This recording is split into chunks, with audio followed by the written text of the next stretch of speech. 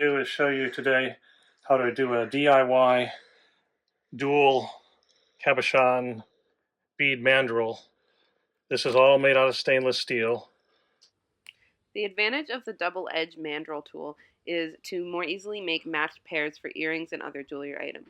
You can easily add a string or a dot of one color to one cabochon and then to the other cabochon, making them simultaneously, then pick up a new color and decorate the two back to back. Because the tool is so small, it's still pretty easy to keep them both warm at the same time. It's super handy for using any small marini you might have.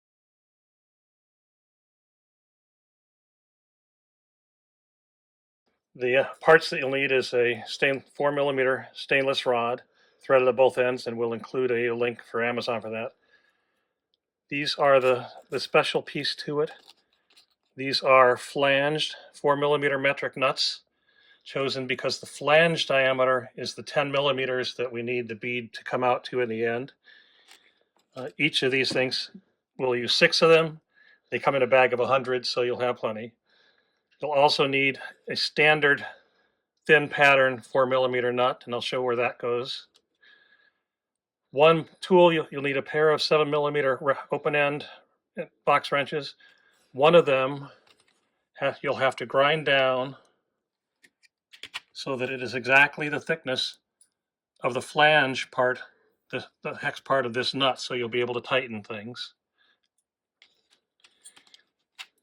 And ultimately, you'll need a strip of stainless steel with 3 holes in it. This one is 1/2 inch wide by 1.5 inches long. Because I already have a whole lot of 1.5 inch stainless steel in my garage from another project, what I did was I made mine by marking a 1/2 inch wide strip, marking my 3 holes. There's a 1/4 inch in from the center, a 1/2 inch to the next hole, a 1/2 inch to the next hole, 1/4 inch into the center. And I'll show you how to center punch and drill those, but I already made all of the pieces that I needed, shearing them off the other day. I don't have my tool set up to re-shear. For your application, it will be much easier if you buy a strip of 1/2 inch wide stainless steel and then just cut it in 1.5 inch lengths. It's much easier to cut and keep flat than it is to cut the 1.5 inch strap to the 1/2 inch lengths. I just used this because I had it. Okay, even though this is a piece of my old strap, I just wanted to show you how I marked and drilled all of these. You'll see I've marked a line in the center of my 1/2 inch strip and a 1/4 inch in from each end, and then in the center. This is an automatic center punch. You may not have one, but you can do it with a manual center punch and a hammer too. If it's a manual one, you'll align it on the cross and hit it with a hammer. This one, I just press the thing, and it automatically has a spring that releases and leaves me with a nice center punch to make all of my holes.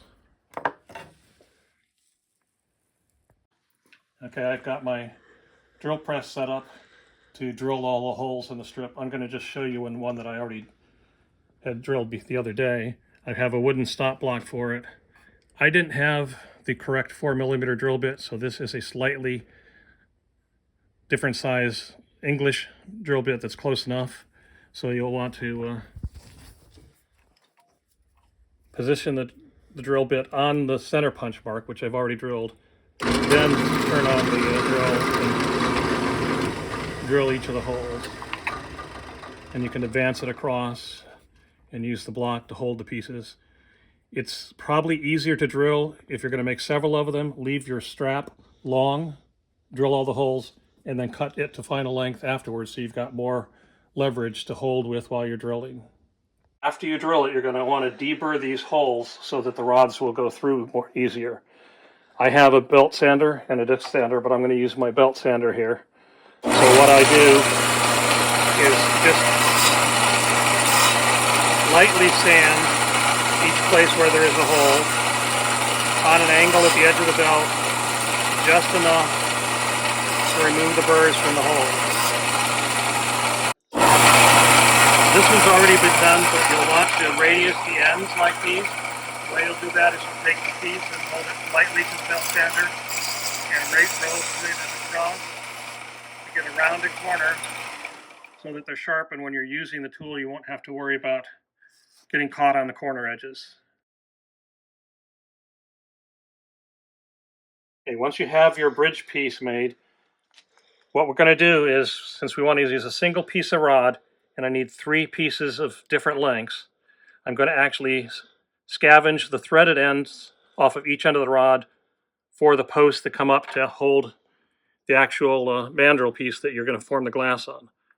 Since I've been doing a lot of these things, I've set my T-square, my machinist square, to the depth required for it, which is just a bit over 1.25 inches.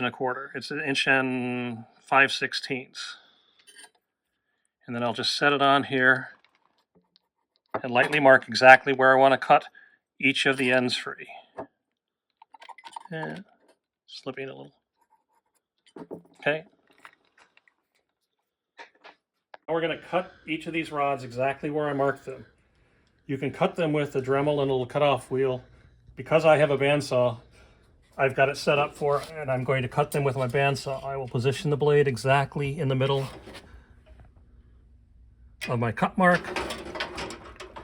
Tighten the clamp. Because these are very thin, I'm going to hand feed the bandsaw.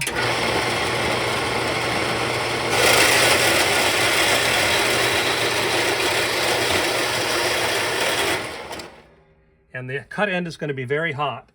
So I'm going to set that one there, and then I'll do the same thing for the opposite end. Loosen the clamp. Flip my rod. Rotate it to where I can see the mark. Put the blade right on the mark. Tighten the clamp, and do it again.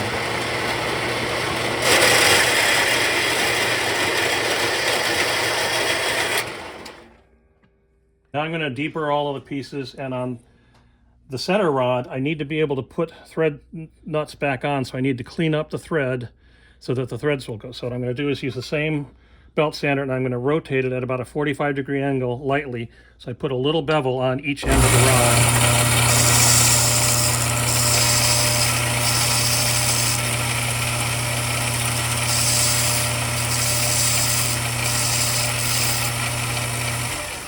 That also removes the burrs so that the end that you're ultimately holding isn't sharp. The 2 additional posts, I don't need to worry about the threads, but I am going to clean up the burrs on the end a little bit just to flatten the little cutoff there.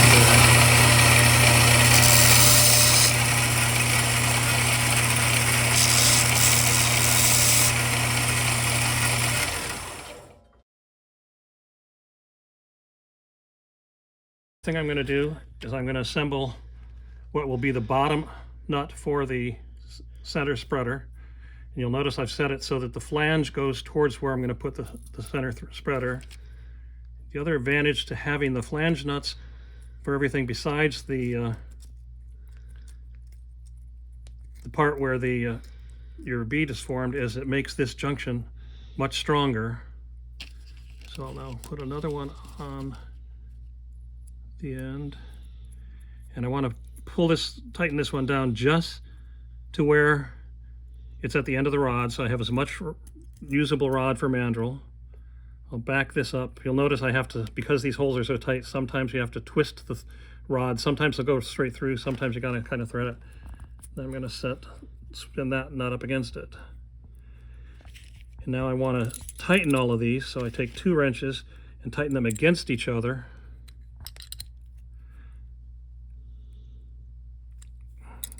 And that locks the wrenches, the nuts, so that this is all tight and won't come apart, it won't spin. I'm going to prep the first of the other rods, which is basically doing the same thing that I just did to the center shaft, to each of these. I'll thread it to the end.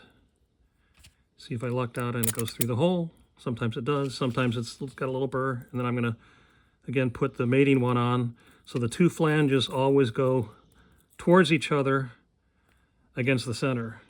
And I'm going to do the same thing here. I'm going to tighten the 2 nuts against each other.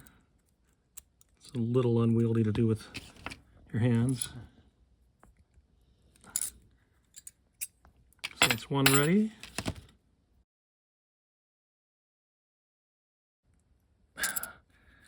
Because this stainless strip is so thin, sometimes they're not quite straight, so I have to give this one's got just a little bend there from being drilled. And I miscounted, I actually need 8 of these flange nuts, so I'm going to grab a couple. Now for these, you'll notice I've got the flange nut you're actually building the bead on, and I have just a small standard hex nut to use to tighten against it to hold them in place. So I'll put that one on first. I'll thread this on, and by experimenting, Julie said she likes about 2 threads visible past the end of the flange, so I'll set that where it is. And here's where I need my modified wrench, because this wrench is on the nut. This other one has to fit only within the flange of that, and tighten those against each other. Now I've got my 2 threads, and if you like a little more or a little less protrusion, this can be changed at any time in the future too. It's just a matter of loosening the nuts and putting the... That protuberance helps grab the cabochon so it doesn't slide off while you're making it. So you need enough so that it doesn't just have a small rise over it when you put the bead release on. So, okay, so I'll set that. Seems like two thread lengths sticking out seems to be about a good number. But I use kind of thin bead release, so you might want it 3 things sticking out if you use a thicker bead release. Set this one up again. So tightening the 2 nuts against each other. It's nice to have the wrenches so that you tighten by just simply squeezing them towards each other. Makes it a little easier to hold, and there you have a new one. Thank you. I'm off to the torch.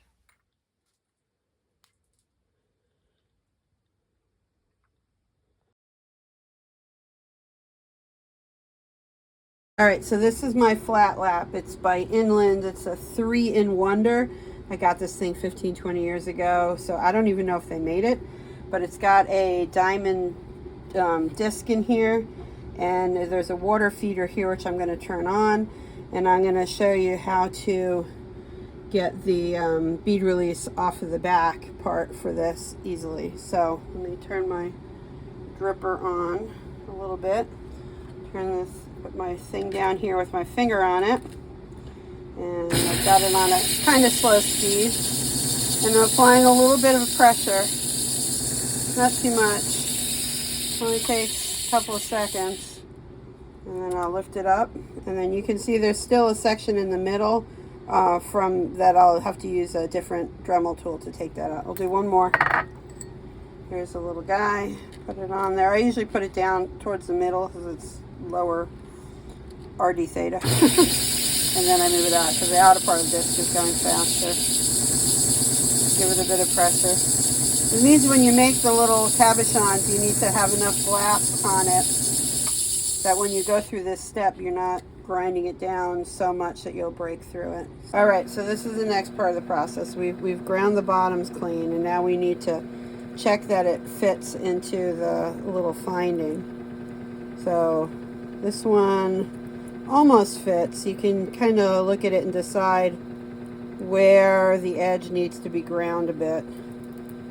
You kind of see where it's poofing out in one spot right in here. So I'm going to take it to the wheel.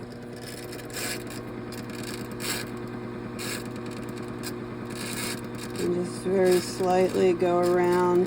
That's the part right there. I think that was sticking up a bit. Moral of the story, make them a little bit smaller and then you have less of this busybody work to do. Let's try that. Okay, so that one almost fits in. Feels like it's hanging up right around there a bit. So go back to the wheel. If you have a handheld Dremel, you could do this too. Now let's try it. Okay, so now that fits in fine. So the last part is to clean the little bead release that you have in that center out. There's some that have been cleaned. I use a Dremel tool with this type of a diamond bit on it, and clean them in the little bottle, little jar of water there.